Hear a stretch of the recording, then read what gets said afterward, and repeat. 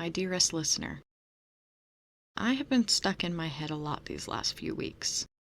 Months? Years? Okay, maybe my whole life I've been stuck in my head. But this past weekend, I decided it wasn't a terrible place to be. It is mine, after all. I own the building. I pay for the upkeep. I fix the cracks and repair the roof. So it's me and me alone who is responsible for my body and soul. Friday, I stared into the void. Not in sadness or anger or pain, but numbly lost in thought. I wondered after the life I led and the choices I made to get this far. I contemplated the nature of a universe both harsh and unfeeling, but also full of coincidence and chance. All that I've done or that has happened to me has led me to this moment right here, right now, talking to you. Who can say where I would be if I had taken a different path or forged a different version of myself? I often wonder after her and the type of life she leads. Is she rich, successful, loved, married? Did she go to college, travel the world? Do we still have the same hopes and dreams? Or have we drifted like growing branches from the same tree? You ever think about that? Alternate reality versions of yourself. What they're doing, who they are, who they love, what kind of world they live in. You think you would read the same books, watch the same movies, listen to the same music? Or are they vastly different because of the choices and decisions that we didn't make? Are they meaner, ruder, more hated, less loved even? Are they ruthless and unyielding in their pursuits? Are they everything and nothing that we are? Who can say for certain? Friday, I stared into the void, and the void sat with me. Saturday, I drifted space and time. I touched new roots growing deep in the earth and watched old buildings crumble. I watered plants on the verge of death and breathed in the air from wood stoves. I wandered paths new and old, discovering things unseen and unnoticed. A bird nested next to a fake owl in the awning by the bank. It caught my attention and made me smile. Perhaps it thought it found a friend, or knew it to be a safe place. Or maybe it just nested wherever it could without care for its surroundings. In a crumbling building, a new place was for rent, and I wondered if it would become occupied and by who. I tempted the idea of what I would do before I wandered on. Once, I would have given anything for my own shop filled floor to ceiling with books, but time and I have changed. I wandered home and sat in stillness with myself, this old and new person all in one body. Saturday, I drifted space and time, and it wandered alone with me. Sunday, I listened. The earth echoed to me, the wind whispered and the sky sang. Outside the world hummed as it spun on. The trees swayed and the people moved about like they always do. Even in rest, the in and out of their breath captured and captivated me.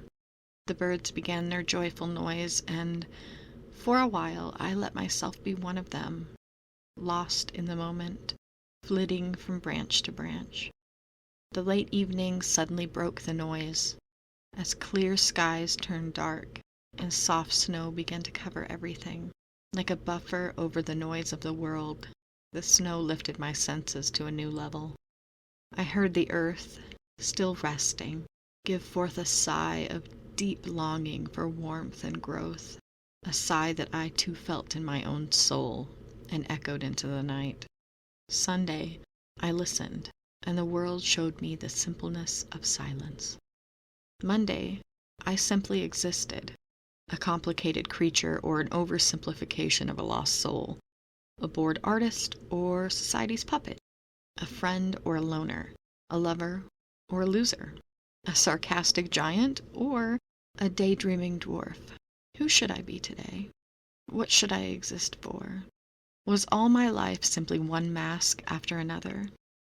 Lover, fighter, poet, friend, artist, singer, gardener, mother, daughter, sister, neighbor, stranger. Bob Dylan was right. I contain multitudes. Some days I tire of them. and the world that makes me choose who I show what to. I want to be all and nothing some days. I want to just do what makes my heart and soul happy, even if some days my heart cannot decide what it wants. Monday, I simply existed, and Monday simply let me. Some days, the anxiety in me is a horrible creature that says mean things. Some days I feel completely invisible, and some days I simply wonder at the whys and hows of my thoughts and feelings. We are complex creatures, us humans. We are capable of such love and hope and comfort, just as we are capable of such pain and destruction and loss. I believe, with the whole of my being, that the choices we make start with ourselves and are carved out of the environments around us. Perhaps there are some things that cannot be helped, but I hold on to hope above all else. After all, you and I exist at the same time, and that, my dear, is a miracle in and of itself. I hope this finds you well, wherever you are in the world right now, whatever you're doing. I hope your heart is full and your troubles few. Life is precious. The days can bleed and months pass in the blink of an eye. People come and go. Hold tight to what and who you have right now. Love and appreciate them. Tell them how you feel, every single day if you have to. Exist for yourself as much as for anything else. Please know that you're not alone. You are a complete and loved human being full of truth and complex emotions. I see you, my dear listener, and I am here. This has been a Meeting with Strangers, and I'm Luna. Thanks for listening.